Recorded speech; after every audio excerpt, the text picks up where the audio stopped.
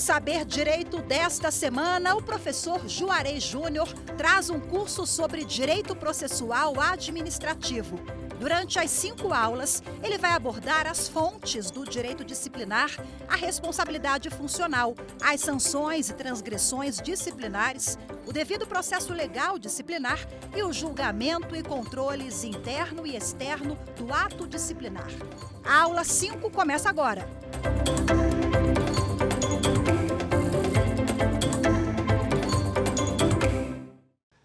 Minhas amigas, meus amigos, professor Juarez, voltando aqui para a nossa 5ª aula, em que a gente vai finalizar o tema do processo administrativo disciplinar, pelo menos nessa compilação que a gente está fazendo, que tem uma objetivação maior, que é provocar em você o interesse de se aprofundar ainda mais nesses temas do processo disciplinar, que são tão caros para a administração pública. Então, vamos lá, vamos avançar para a gente poder concluir aqui o nosso trabalho? Vamos lá. Vamos falar sobre o julgamento, tá? Já vimos todas as etapas, a parte de formalismo moderado, já vimos a parte dos princípios que regem tanto a parte substantiva quanto a parte processual. Já enfrentamos toda essa parada, então agora nós vamos para as competências para a atribuição do julgamento. Isso aí é importantíssimo para a gente concluir. Então, a competência. A autoridade competente para proferir o julgamento do processo disciplinar será, via de regra, a mesma que determinou a instauração, salvo nos casos de suspeição e impedimento. O que é que significa dizer isso?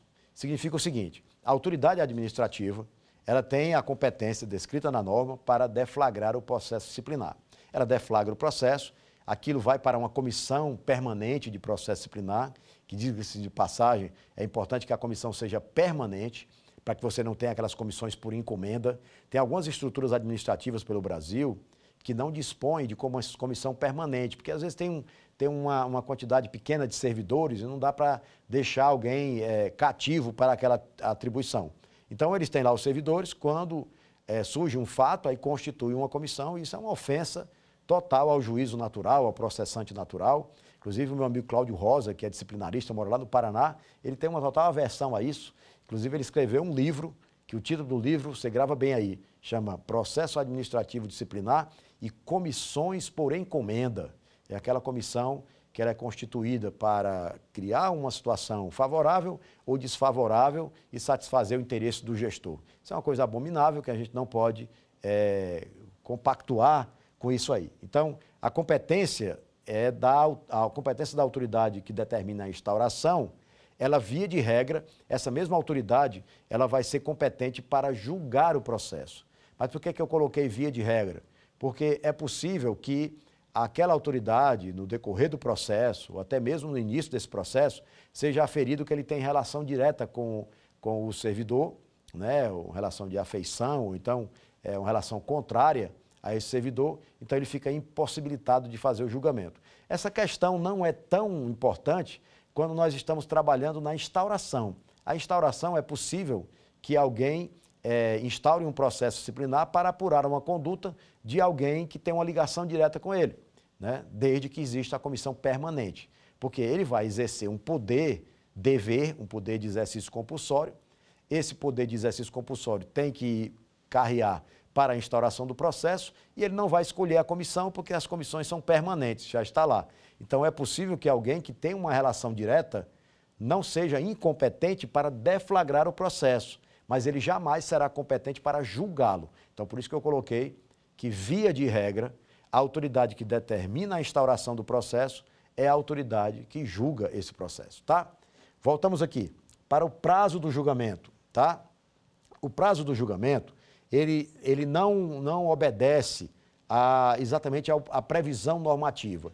Aquela previsão da Lei 8.112, que fala de 20 dias para o julgamento, ela é um prazo impróprio. Então, o julgamento fora desse prazo, fora do prazo previsto na norma, ele não inviabiliza o processo disciplinar, tá certo? Porque esse prazo não é um prazo que está sujeito à preclusão, tá? Agora, a gente não pode esquecer que esse processo disciplinar, que tem lá o seu prazo previsto na norma e tem seu prazo para julgamento, se eventualmente esses prazos já foram extrapolados, o processo segue normalmente. A decisão final do processo será legítima, mas os efeitos extraprocessuais, né, como o afastamento preventivo ou impedimento de fazer alguma coisa dentro da repartição, de participar de curso, né, de ser promovido dentro da administração, não podem seguir com o processo fora do prazo, né? E esses efeitos extraprocessuais, eles não acompanham esse extrapolamento do prazo processual, tá? E aí a gente vem aqui, julgamento extraprocessual. Assim como a comissão processante não pode ultrapassar o raio apuratório, o relatório final não deve sair do conteúdo acusatório. Essa é uma relação muito interessante, porque quando nós temos lá, tem a ver com a moralidade processual, nós temos lá a delimitação do raio apuratório. Lembra que a gente falou disso aí na aula passada? A gente falou que a portaria delimita o raio apuratório. Então, a apuração não pode ficar fora daquele raio apuratório. Assim como a comissão processante não pode ultrapassar o raio apuratório, o relatório final não deve sair do conteúdo acusatório. Então, se eu tenho toda aquela instrução processual e eu produzo ao final o relatório daquela sindicância para mandar para a autoridade, esse relatório ele não pode extrapolar o ambiente das provas que foram colhidas e o julgamento não pode extrapolar o que diz o relatório também, se ele estiver em harmonia com o lastro probatório. Deu para entender isso aí? Mas eu vou tentar repetir aqui. A comissão, ela trabalha e constrói um lastro probatório. Ela construindo esse lastro probatório, ela produz um relatório. Esse relatório vai para a autoridade julgadora. E a autoridade julgadora, o que é que a gente pensa às vezes? Que a autoridade julgadora é obrigada a acatar o relatório. Ela deve até acatar o relatório, mas o relatório tem que estar em harmonia com a produção da prova ao longo de toda a instrução processual, tá certo? Vamos aqui. O ato punitivo. Esse ato punitivo, ele resta materializado com o ato disciplinar mesmo, tá? Por meio de portaria, né? As sanções são portarias que são apresentadas para materializar aquele ato disciplinar. E aí as sanções demissionárias são decretos, né, de demissão produzidos pelos escalões superiores da administração pública, e aí é assim que se materializa o ato punitivo. Agora, tem um detalhe interessante que a gente não pode deixar de lado. É que toda vez que se produz um ato disciplinar, esse ato está sujeito a controle. E esse controle, ele pode ser um controle interno e ele pode ser um controle externo, tá? E aí um detalhe importante que a gente precisa compreender, que esse controle, ele ocorre inclusive desde o fato disciplinar. O fato praticado pelo servidor está sujeito ao controle disciplinar, através das sindicâncias e dos processos administrativos disciplinares. Quando esse processo é concluído e se produz um ato administrativo, esse ato administrativo também está sob controle o controle interno, através das vias recursais, ou então sob o controle externo, que é realizado pelo Poder Judiciário, tá? Vamos ver aqui um dos detalhes interessantes. Nesse aspecto recursal, existe uma proibição que é da reforma em prejuízo. O que é que diz assim? A despeito do entendimento de alguns colegas doutrinadores administrativistas, não encontramos ressonância em contemporizar tal juízo, pois, muito embora o direito disciplinar seja orientado pela verdade real, devemos sempre lembrar que se trata de um direito restritivo e o uso da via recursal não pode acarretar o agravamento. Quando o indivíduo entra com um pedido de reconsideração ou entra com um recurso hierárquico na administração, ele já tem um ato punitivo já decretado. Esse ato punitivo, por força desses instrumentos de recurso, o que é que pode acontecer? Pode acontecer desse ato ser desconstruído, né? Ou então abrandado, mas ele não pode, dentro da esfera administrativa interna, ele não pode ser ampliado, porque o recurso não pode servir para prejudicar aquele que utiliza, tá? É uma máxima do direito que é da impossibilidade, nesse caso, do reformatio impejus, da reforma em prejuízo. Imagina, você é punido disciplinarmente, aí você entra com um recurso para abrandar aquela sanção, ou então para extinguir aquela sanção, e aí a autoridade, examinando o teu recurso, faz aumentar essa tua pena, né? Quer dizer, uma impropriedade absurda que não deve ser contemporizada no processo disciplinar. E aí vamos falar sobre os recursos internos, né? Os recursos internos que nós vamos conhecer aqui, que é os que a gente vai falar especialmente, serão o pedido de reconsideração, né? O recurso hierárquico e a revisão disciplinar. E aí eu vou tentar aqui explicar para vocês as particularidades de cada um desses instrumentos para que a gente possa avançar ainda mais. Então vamos lá. Primeiro, a reconsideração. O pedido de reconsideração do ato disciplinar punitivo, ele é interposto pelo servidor que foi sancionado e a interposição desse recurso, né, que na verdade pela teoria dos recursos nem constituiria um recurso, mas pelo devido processo legal ele está categorizado assim, né? Então, esse pedido de reconsideração, ele é interposto perante a mesma autoridade que puniu. Compreenda bem, eu sou servidor público, eu respondi a uma sindicância, a autoridade decidiu a minha sindicância pela minha punição, a autoridade X, e aí eu vou entrar com um pedido de reconsideração. Esse pedido de reconsideração, ele é direcionado à mesma autoridade que me puniu. E aí eu vou levantar algumas questões para a legitimidade desse recurso. Alguns normativos dizem que para você interpor esse pedido de reconsideração, você tem que surgir com um fato novo. Agora vamos aqui para a prática para ver se a gente entende isso como sendo uma realidade. O indivíduo já moveu todo o seu esforço defensório, às vezes na fase pré-processual, na fase inquisitorial. Ele moveu todo o seu esforço defensório na fase da sindicância e agora ele foi punido. Há de se imaginar que dificilmente ele tem um fato novo para apresentar nesse pedido de reconsideração. Alguns estatutos cobram esse fato novo para apresentar. A interpretação que eu dou para esse artigo, para essa cobrança legal, é de que não deva ser tão somente um fato novo, mas talvez uma circunstância inovadora. E o que é que significa uma circunstância inovadora? Pode ser uma decisão mais recente que trate o tema de forma diversa, pode ser um escrito doutrinário que traz uma interpretação diferenciada. Isso tudo poderia constituir uma circunstância inovadora e fazer com que esse pedido de reconsideração seja apreciado e possivelmente deferido, ou mesmo que não seja deferido. Lembre-se que nessa fase recursal, os prazos são prazos fatais, são prazos que não cumpridos impossibilita de você manejar o instrumento, porque passado o prazo, alguns dão 10 dias para entrar com o recurso, o pedido de reconsideração de ato, outros têm 15 dias, varia de acordo com os estatutos, mas o certo é que esse prazo tem que ser rigorosamente cumprido. Se não for cumprido, você vai perder a oportunidade, tá? A gente tem aí um outro modelo de instrumento, que são os recursos hierárquicos. O recurso hierárquico, ele tem uma outra característica. Qual seria?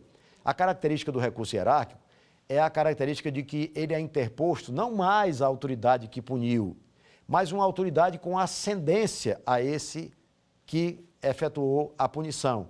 Então, ele não é mais apresentado perante a autoridade que puniu.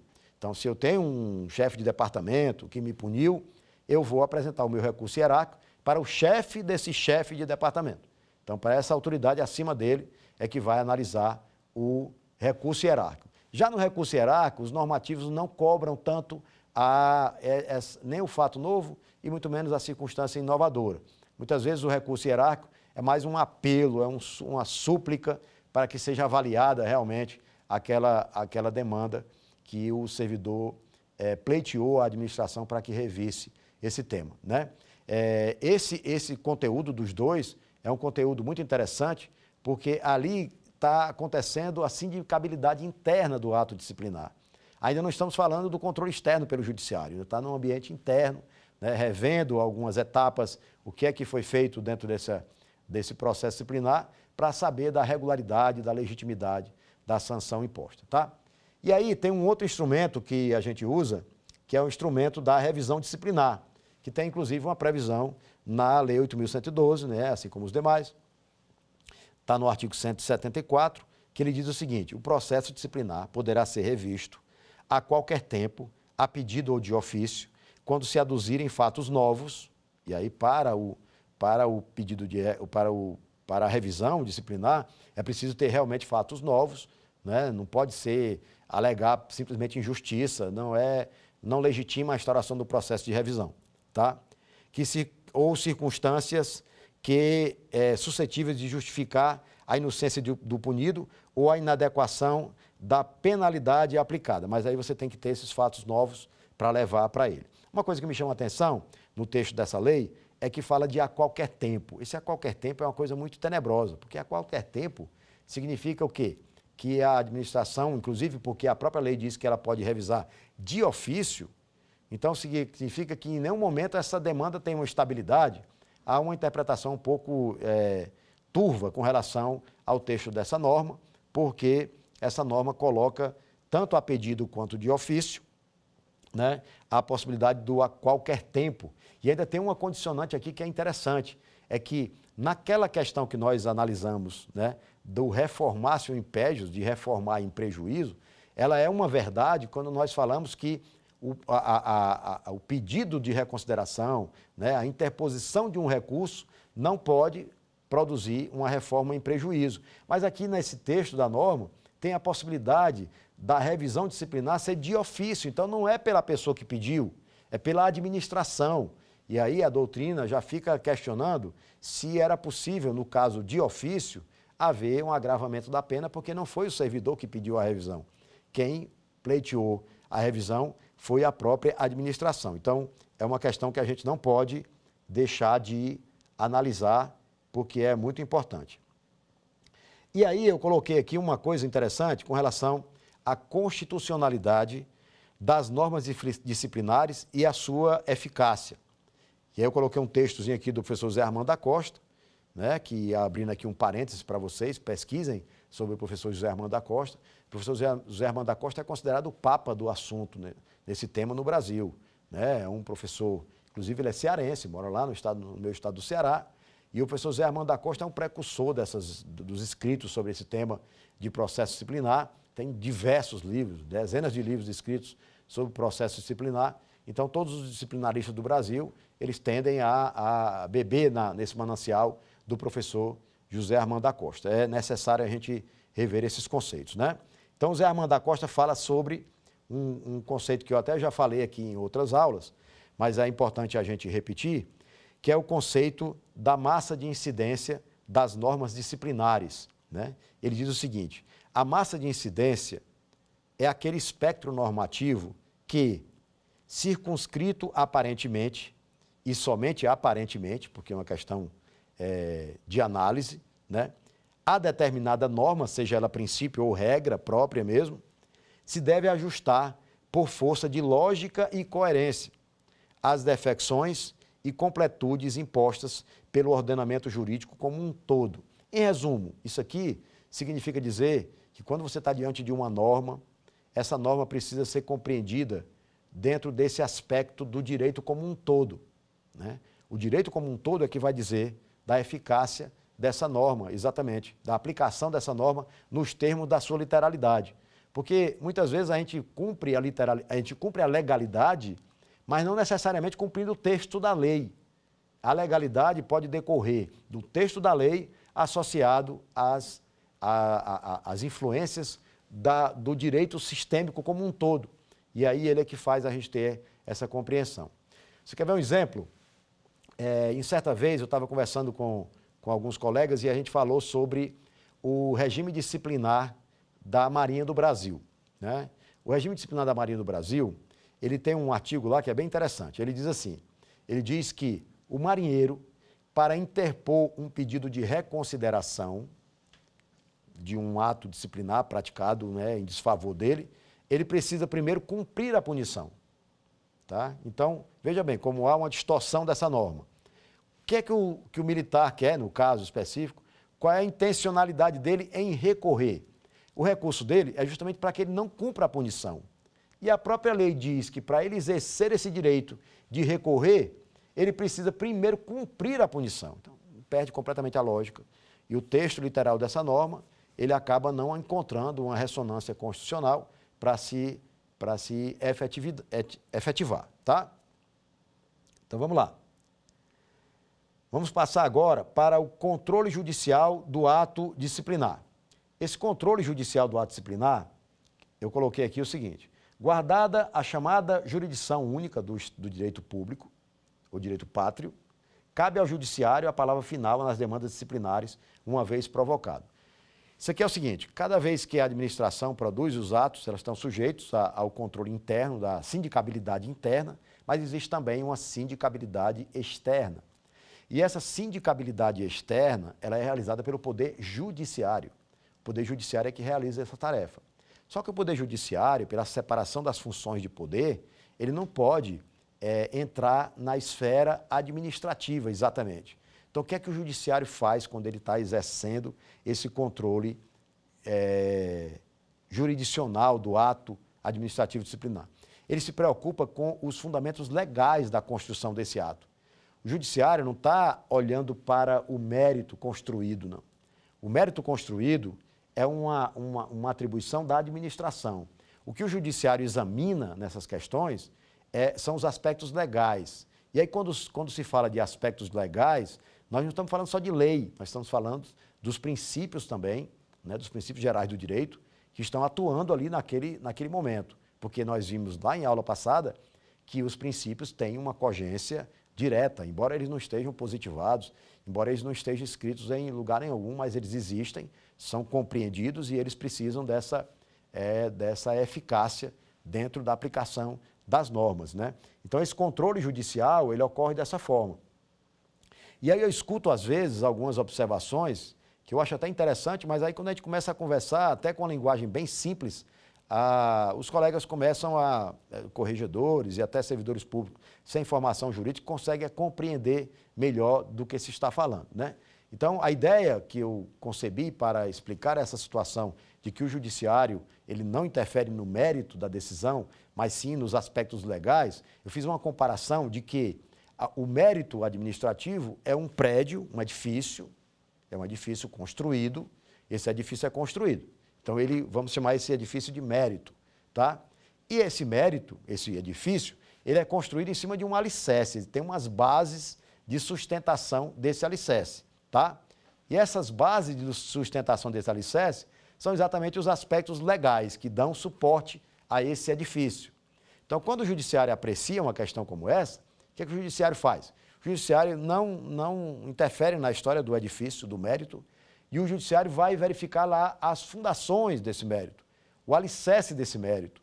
E esse exame do alicerce do mérito que o judiciário faz, quando ele percebe que esse ato administrativo, esse edifício, foi construído em bases infundadas, que ele não tem suporte legal para isso, o judiciário vem e arranca essa base.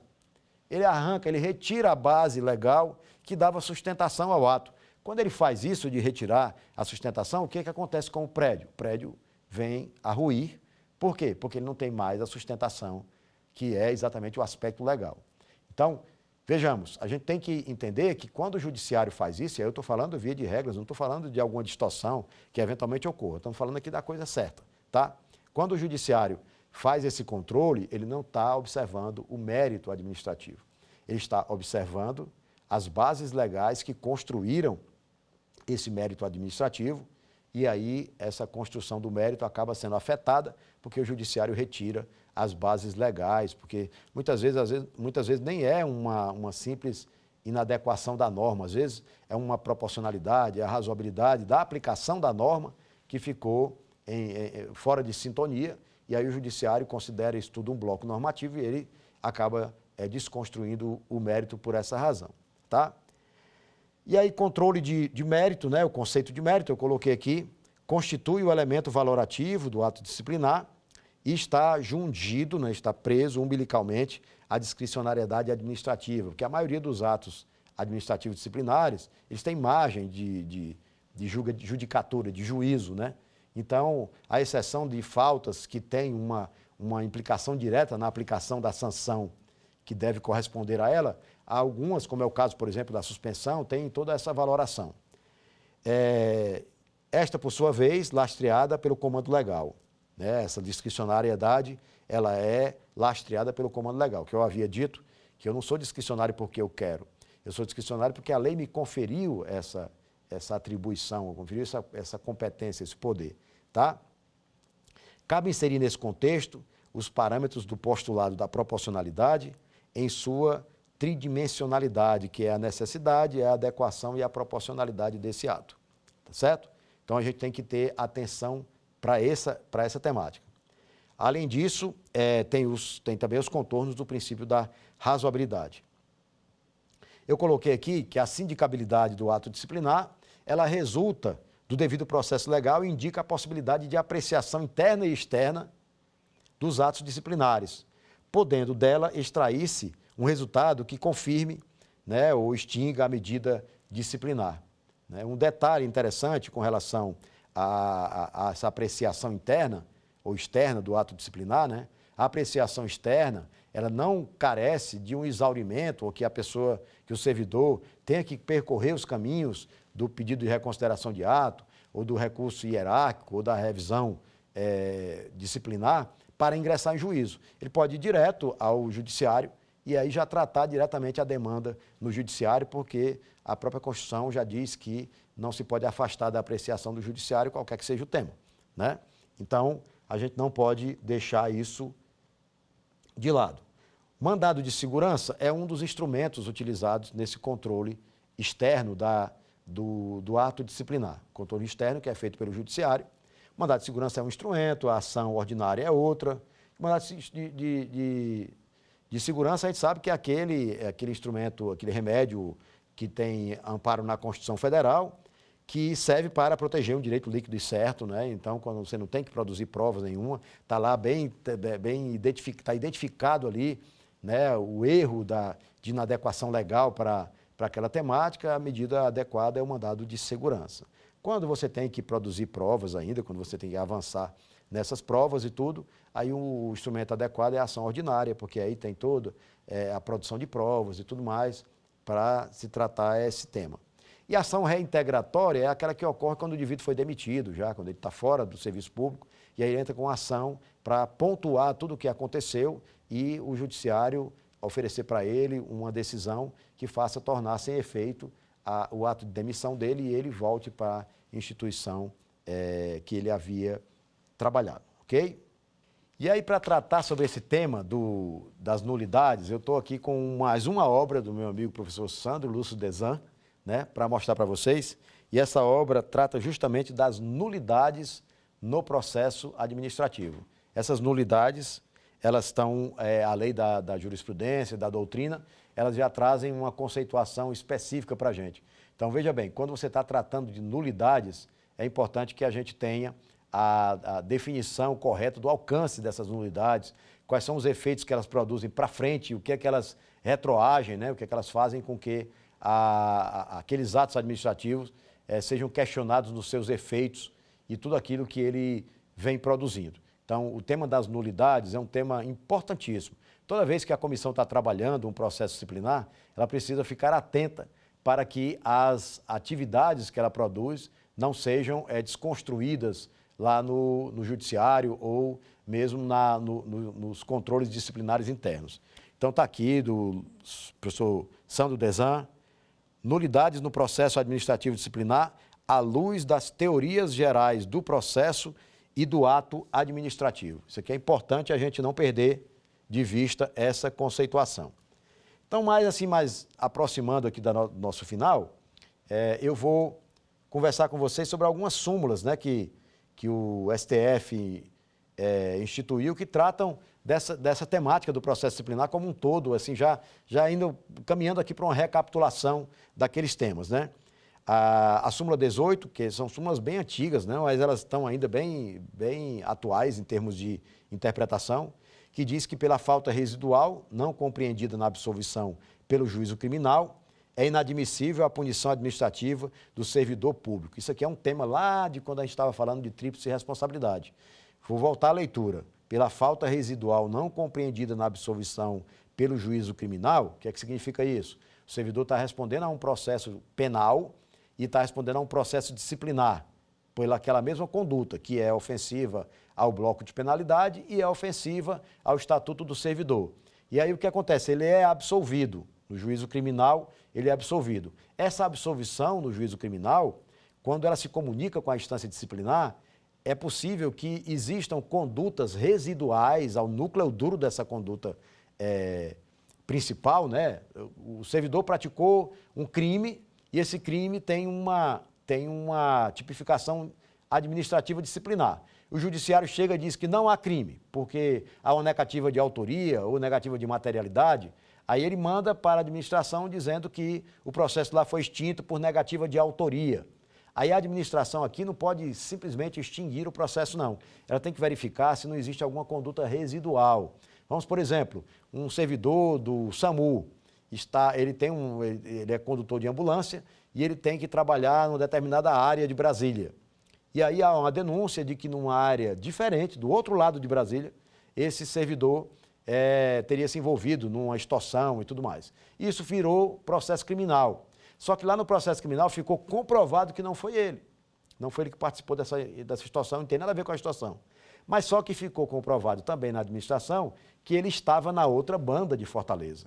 Então há uma falta residual disciplinar. Ele saiu da sua área de atuação e foi para uma outra. Ele cometeu a extorsão? Não. Ele será punido pela infração disciplinar que corresponde a essa conduta? Não. Mas ele será punido, eventualmente, pela essa falta residual que não foi apreciada no judiciário, até porque o judiciário não está preocupado se o camarada estava na sua área de serviço ou fora da sua área de serviço. O judiciário vai apreciar a conduta criminal, né? Então a súmula diz isso aí.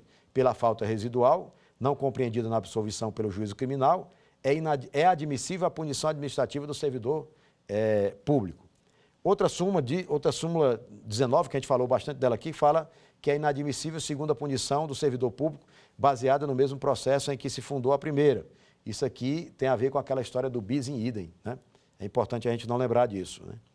A 20 é bem na cara aqui do que é necessário para a condução do processo, que diz que é necessário processo administrativo com ampla defesa para a demissão de funcionário admitido por concurso, né?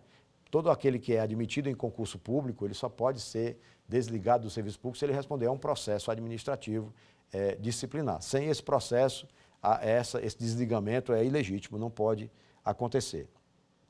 Isso vale, inclusive, para o funcionário em estágio probatório. Na súmula 21 diz que o funcionário em estágio probatório não pode ser exonerado nem demitido sem o processo, né? Sem as formalidades legais que apurem a sua capacidade, que é uma das formas de apurar a capacidade de quem está em estágio probatório, né? A súmula 346, ela fala sobre a administração pública pode declarar a nulidade dos seus próprios atos. Essa súmula, para mim, ela tem uma tecnia aqui, porque fala de nulidade, né? Nulidade tem a ver com a anulação e tem a ver com aspecto legal. Então, aqui coloca como uma faculdade, a administração pública pode declarar. E, a meu ver, a administração, quando está diante de nulidade, que tem a ver com ofensa à lei, ela não tem essa faculdade, ela tem que anular, né? Ela não tem a possibilidade só não tem uma faculdade para isso, né? A súmula 473, ela fala do mesmo tema, só que de uma forma mais aprofundada, que diz que a administração pode anular seus atos quando eivados de vícios que os tornem ilegais, porque deles não se originam direitos, ou revogá-los por motivos de conveniência ou oportunidade, respeitados os direitos adquiridos e ressalvados, em todos os casos, a apreciação judicial. É como se fosse praticamente um conserto ou uma ampliação do conceito da súmula 346, essa 473, porque aí ela distingue bem a anulação da revogação, né? A anulação com os aspectos legais, né? E a revogação com os aspectos discricionários. 523, súmula 523. No processo penal, a falta de defesa constitui nulidade absoluta, mas sua deficiência só o anulará se houver prova de prejuízo para o réu, tá? Isso aqui é uma condição potencial, porque a gente precisa mergulhar no processo para ver onde encontrou-se a falta dessa defesa, se ela inviabilizou realmente a decisão final por conta dessa falha, né? No processo penal, a falta de defesa constitui nulidade absoluta, mas a sua deficiência só o anulará se houver prova de prejuízo para o réu. Então tem que ficar comprovado isso.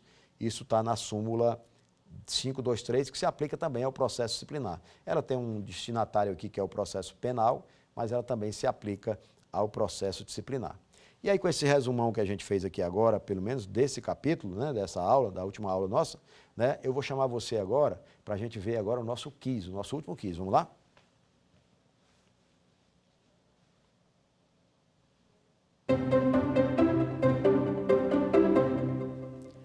Vamos lá. Sobre o julgamento do processo disciplinar, é correto dizer que deve sempre acompanhar a opinião da comissão processante descrita no relatório final, independentemente de sua legalidade.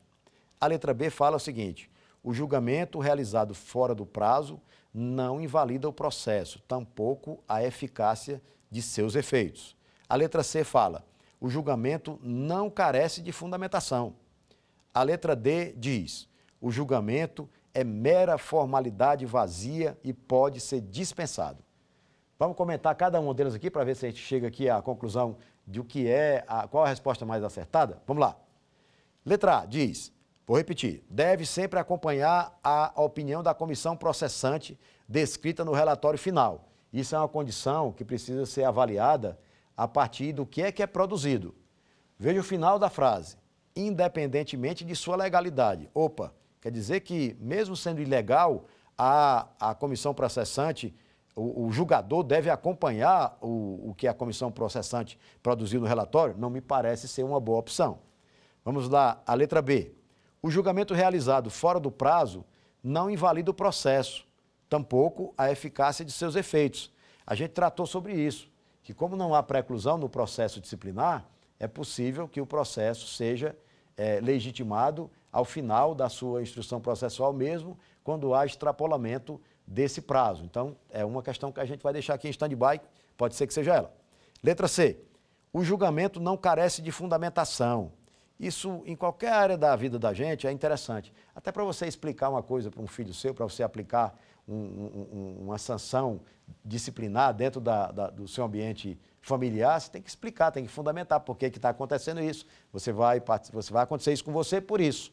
Então, essa fundamentação, se ela cabe lá no núcleo mais elementar, que é na família, ela jamais poderia deixar de ser necessária aqui no processo.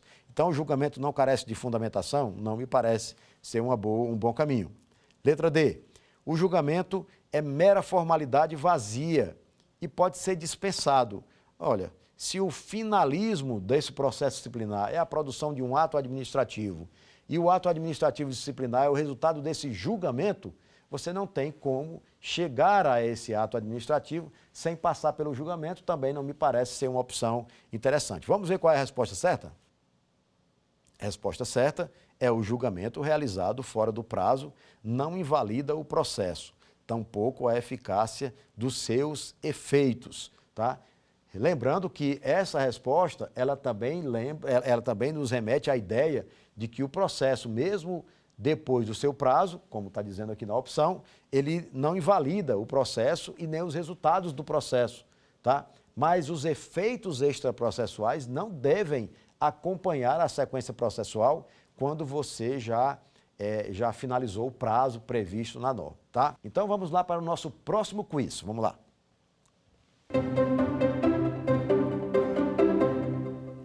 Sobre a sindicabilidade interna do ato disciplinar, é correto afirmar que, letra A, o pedido de reconsideração pode ser representado por 2 vezes. B, o recurso hierárquico é interposto perante a autoridade que julgou o processo disciplinar. C, o recurso hierárquico é regulado por prazo impróprio. Letra D, o pedido de reconsideração é interposto perante a autoridade que julgou o processo disciplinar. Vamos lá? Vamos comentar cada uma delas aqui para ver que conclusão que a gente vai chegar e encontrar a resposta mais adequada, tá? Vamos lá. O pedido de reconsideração pode ser representado 2 vezes. O que a gente falou sobre o pedido de reconsideração? O pedido de reconsideração é interposto perante a autoridade que julgou o processo. Quando você avança e vai para uma nova escala recursal, você parte para o recurso hierárquico. Então, não há repetição do pedido de reconsideração para a mesma autoridade. Você manda o pedido de reconsideração, ela indefere, aí você manda de novo para a mesma autoridade. Não, isso não é assim que acontece.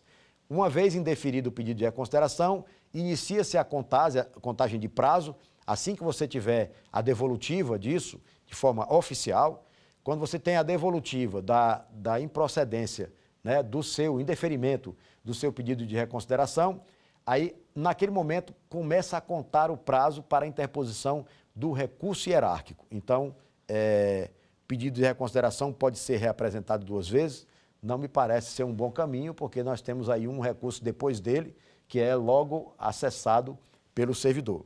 Letra B. O recurso hierárquico é interposto perante a autoridade que julgou o processo disciplinar. Se você bem lembrar, acabei de falar que o pedido de reconsideração é interposto perante a autoridade que promoveu o ato administrativo, que te sancionou. Então, é exatamente o contrário do que está descrito na opção. Então, o recurso hierárquico, ele não é interposto diante da autoridade que aplicou a punição. Ele é interposto perante a autoridade com ascendência funcional, né, a esse servidor, a esse gestor que eventualmente te puniu. Então, aqui também não me parece ser um bom caminho. O recurso hierárquico é regulado por prazo impróprio. E aí é preciso a gente lembrar mais uma vez o que é que significa o prazo impróprio. Prazo impróprio são aqueles prazos que, embora descritos na lei, uma vez você não atuando dentro desse prazo, é possível que você atue mais adiante, em termos temporais, né? Esses são os prazos impróprios. E os prazos próprios, ou prazos fatais, são aqueles que, se você não cumprir o que está descrito naquele normativo para a interposição, ou então para a prática daquele ato, ele deixa de acontecer. Então, aí são os prazos próprios. Quando eu falo recurso hierárquico é regulado por prazo impróprio, eu estou dizendo que, mesmo que eu perca o prazo para a interposição do recurso hierárquico, eu poderei fazê-lo mais adiante. Isso não constitui uma verdade, porque eu disse para vocês que tanto o pedido de reconsideração quanto o recurso hierárquico, eles estão sujeitos a prazos fatais, prazos próprios, prazos que, se você não cumprir naquele lapso temporal descrito na norma, você não poderá fazê-lo mais adiante. Então, também não me parece uma boa opção. A letra D diz: o pedido de reconsideração é interposto perante a autoridade que julgou o processo disciplinar. Acho que essa frase aí se encaixou bem em tudo aquilo que a gente traçou aqui para falar sobre a sindicabilidade do ato disciplinar, né? Porque é exatamente esse conceito. Você é julgado pela comissão, a comissão processante estabelece um relatório, manda esse relatório para a autoridade que determinou a instauração, essa autoridade efetua um julgamento, esse julgamento, você se contrapõe a esse julgamento, interpõe um pedido de reconsideração exatamente perante essa autoridade que determinou, que julgou o teu processo, né? É exatamente esse é o caminho do pedido de reconsideração, diretamente para a autoridade que julgou o seu processo. Lembrando aquele aspecto de que, para a interposição do pedido de reconsideração, normalmente os normativos falam sobre a necessidade de um fato novo, né? Mas é difícil você conciliar isso com a realidade. Então, uma circunstância inovadora deve ser compreendida como um legitimador para a interposição do pedido de reconsideração. Eu acredito que seja o caminho mais adequado. Mas, embora tenha ficado bem na cara aí para cada um de vocês, vamos ver qual é a resposta. Exatamente a letra D. O pedido de reconsideração é interposto perante a autoridade que julgou o processo disciplinar. Todas as outras opções, elas contrariam todo o arcabouço que a gente discutiu aqui com relação aos processos disciplinares, tá certo?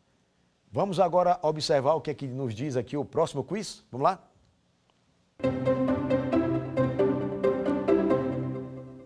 Sobre a sindicabilidade externa, preste bem atenção, do ato disciplinar, é correto afirmar que, letra A, ocorre no âmbito do Ministério Público.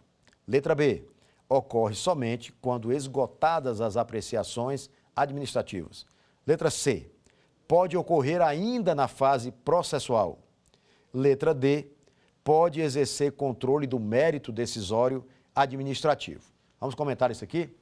Estamos tratando de sindicabilidade externa. Então, nós já superamos aquela fase dos recursos, aquela coisa do pedido de reconsideração, do recurso hierárquico e do processo de revisão, né? Estamos agora tratando o ato disciplinar na esfera do judiciário. Então, vamos ver como é que a gente vai trabalhar isso aí. Primeiro, eu quero lembrar para vocês, esse termo sindicabilidade, ele traduz a ideia de que é preciso trabalhar, investigar a regularidade dos atos que são produzidos. Isso ocorre, inclusive, nos fatos de interesse disciplinar. O que é um fato de interesse disciplinar? É aquela conduta praticada pelo servidor, lá no local onde ele pratica mesmo. Isso é um fato de interesse disciplinar. Uma vez esse fato sendo processado e há um relatório com opinião e o julgamento pela autoridade processante, ali nós temos agora um ato, né? No início um fato e agora nós temos um ato administrativo. Esse ato administrativo está sob dois controles. O controle interno, que é a sindicabilidade interna, e a sindicabilidade externa, que é a que nós vamos tratar aqui no nosso quiz, né? Essa sindicabilidade externa, ela é realizada fora da administração pública e é realizada pelo Poder Judiciário. Então, isso é para a gente ter uma noção do que é o tema que a gente está falando. Então, vou comentar aqui a primeira opção. Ocorre no âmbito do Ministério Público, né? O Ministério Público ele não tem legitimidade, não tem interesse na causa, nesse tipo de ação que é com relação a controle da administração pública, nesse aspecto disciplinar. Então, não me parece ser um ambiente adequado para discutir, até porque o Ministério Público ele vai trabalhar as questões dele e submeter ao Judiciário.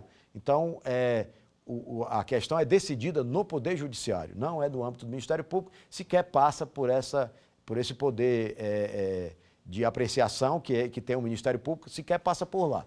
É tratado direto no Judiciário, não me parece que essa seja a afirmação mais adequada. A letra B. Ocorre somente quando esgotadas as apreciações administrativas. Olha, nós temos a Constituição Federal dizendo que não se pode afastar de apreciação judicial, né, do judiciário, qualquer questão da vida do ser humano aqui no Brasil, né? Então, isso já é um fator impeditivo para que você obstacule o acesso ao judiciário por conta do não exaurimento das fases administrativas. É possível você ingressar no judiciário para fazer a sindicabilidade do ato disciplinar sem exaurir as etapas administrativas? O caminho, eu acho que esse é o mais adequado. Então, quando diz que só ocorre somente quando esgotadas as apreciações administrativas, isso não me parece um bom caminho. Vamos analisar agora a letra C. Pode ocorrer ainda na fase processual? Olha só, a gente fala, eu já tinha dito agora, com relação a não afastar do judiciário a apreciação dos fatos do cotidiano, da vida brasileira. Então, o que é que acontece? Se isso não pode ser afastado do judiciário, não há um limitador de momento para que isso aconteça. É possível que a violação legal esteja ocorrendo na instrução processual e o servidor implicado não mobiliza o controle interno para aquela ilegalidade que ele está percepcionando e ele vai direto ao judiciário. Então, é possível que o judiciário interfira diretamente na construção daquele processo, nos aspectos legais, obviamente, e tudo, mas sem esperar que o processo termine ou que se exaura as instâncias recursais internas. Então, me parece um caminho interessante aí, porque ele pode ocorrer ainda na fase processual. Letra D. Pode exercer controle do mérito decisório administrativo? A sindicabilidade interna não vai trabalhar o mérito, vai trabalhar a legalidade do ato administrativo. A construção do mérito é uma propriedade da administração. A separação das funções de poder, ela garante isso, que o judiciário cuida de uma tarefa, o executivo cuida de outra tarefa, que no caso é essa daqui, e o legislativo cuida de outra tarefa. Então, não há como o judiciário interferir nesse mérito administrativo, porque isso é uma tarefa própria do Poder Executivo e especialmente da administração pública. Então, tenho certeza que ficou na cara para vocês aí, mas vamos ver qual é a resposta. Letra C, que a sindicabilidade externa do ato disciplinar, ela pode ocorrer ainda na fase processual, não precisa chegar ao final do processo para trabalhar essa questão não, tá certo? E aí, voltando para vocês aqui, o que é que eu vou fazer? Vou agora fazer um pequeno resumo do que é que a gente discutiu aqui nessa quinta aula e aí finalizar o nosso curso para que a gente tenha depois oportunidades, vocês vão ter aí os meus contatos, né? Quem quiser acompanhar pelo Instagram é @profjuarezjunior, @profjuarezjunior. Você manda lá no meu Instagram, é bem diverso porque é um Instagram só para qualquer assunto que eu queira tratar, tanto as coisas pessoais quanto as coisas dos estudos aqui dos nossos temas, mas é bem interessante você acompanhar lá, você vai ficar bem atualizado, que eu estou sempre colocando. Então vamos fazer agora aqui uma recapitulação do que a gente viu nessa aula, nessa quinta aula. A gente falou sobre julgamento, né, que é o final dessa história toda, falamos sobre a competência, né, para julgar E aí eu falei que a competência, via de regra, ela está sedimentada ali na autoridade que determinou a instauração, mas não necessariamente, porque pode surgir um incidente qualquer que impossibilite que essa autoridade que determinou a instauração seja a autoridade julgadora. Então, esse aspecto não pode ficar fora do nosso contexto. Falei também que o prazo do julgamento não inviabiliza o processo, inclusive isso foi apreciado aqui no nosso quiz, né? Falei do julgamento extraprocessual, que é um julgamento que não pode extrapolar aquilo que foi produzido, né, no processo disciplinar. Então, a autoridade julgadora ela tem que se prender ao lastro probatório, né? Que ela não pode julgar fora do que foi produzido como prova, tá certo? Falei também dos recursos disciplinares, falei inclusive da possibilidade da reforma em prejuízo, como sendo algo danoso para os indivíduos que manejam os recursos. O recurso é para abrandar a falta disciplinar, então para extingui-la, né, a punição disciplinar, mas nunca deve ser utilizado para ampliar ainda mais o alcance. Aí falei dos instrumentos específicos, né, para esses recursos, para essa sindicabilidade interna, falei do pedido de reconsideração, falei do recurso hierárquico e falei também da revisão disciplinar. Esse pedido de reconsideração, só recapitulando rapidamente, ele é interposto perante a autoridade que proferiu o julgamento, né, e é interposto uma única vez perante essa autoridade que proferiu o julgamento. Uma vez indeferido isso, se você continuar ainda na esfera administrativa para procurar a regularidade do seu direito, aí você tem disponível o recurso hierárquico. Esse recurso hierárquico aí já não é mais para aquela autoridade que julgou, mas para aquele que tem ascendência funcional sobre o julgador que te impôs uma sanção disciplinar. A revisão disciplinar é um processo judicial em que você tem, além do processo administrativo, não é judicial, esquece, é um processo administrativo em que você vai levar em conta vários critérios e é um processo autônomo que depois se junta ao processo principal. Esse processo de revisão, ele é feito a qualquer tempo, conforme a legislação federal aqui, a Lei 8.112, que me causa uma certa estranheza, porque não vejo aqui segurança jurídica, né, nessa terminologia aqui de a qualquer tempo, tá? Mas ele está aqui descrito na norma e aí a revisão disciplinar acontece. Falei da constitucionalidade das normas disciplinares, da sua eficácia, inclusive da massa de incidência das normas, que é um conceito lá desenvolvido pelo professor José Armando da Costa. E falei também do controle judicial do ato disciplinar, e esse controle judicial do ato disciplinar, de que ele deve atuar para fazer um controle de legalidade desse ato disciplinar, mas que ele não pode interferir no mérito administrativo, porque esse mérito administrativo é próprio da função do Poder Executivo. Fiz um levantamento aqui sobre o conceito de mérito, né, e também sobre essa sindicabilidade do ato disciplinar. Falei de alguns instrumentos processuais que são manejados lá no processo judicial, que é o controle judicial do ato disciplinar. Falei do mandado de segurança, que é quando o direito está translúcido ali, está totalmente demonstrado, não há que se produzir prova mais, nada disso, é só para garantir o direito. Então, o mandado de segurança é a via mais adequada. Falei da ação ordinária, que é aquela ação que precisa de dilação probatória, você precisa ampliar a prova, aí ela não cabe no mandado de segurança, vai ter que ir para a ação ordinária. E a ação reintegratória, quando o fato já se consumou, o fato da demissão do servidor, e aí a ação judicial é para desconstruir esse ato administrativo e levar o indivíduo para dentro da sua atuação profissional como um todo, né? E aí, minhas amigas e meus amigos, eu finalizo aqui a nossa temática, eu trago para vocês que foi uma alegria imensa encontrá-los aqui para a gente discutir essas temáticas do processo disciplinar. Obviamente que aqui a gente não exauriu a temática, aqui foi mais para você ter uma noção de que esse mundo existe, o mundo do controle disciplinar existe. Para você que tem graduação em Direito, tem formação jurídica, né? Pode ser até que eu esteja aqui passando essas informações para alguém que nunca viu essa temática, porque normalmente nas universidades brasileiras esse tema não é abordado na matriz curricular dos cursos de Direito. E eu particularmente entendo que como há carreiras públicas, né, carreiras de Estado em todos os setores, eu acredito que seria muito interessante ter uma disciplina sobre controle disciplinar da administração pública em todos os cursos de graduação, não só no curso de Direito, mas em todos os cursos de graduação devia ter uma disciplina de controle, de controle da administração, controle disciplinar interno da administração pública. Eu acho que seria uma evolução muito grande para a qualidade do serviço brasileiro, tá?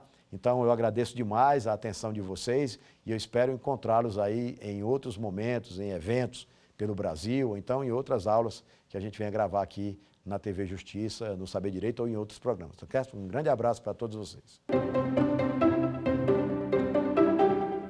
Quer dar alguma sugestão de tema para os cursos do Saber Direito? Então mande um e-mail para a gente, saberdireito@stf.jus.br. Você também pode estudar pela internet. Acesse o nosso site radioetvjustiça.jus.br ou pode rever as aulas no canal do YouTube, @Rádio e TV Justiça.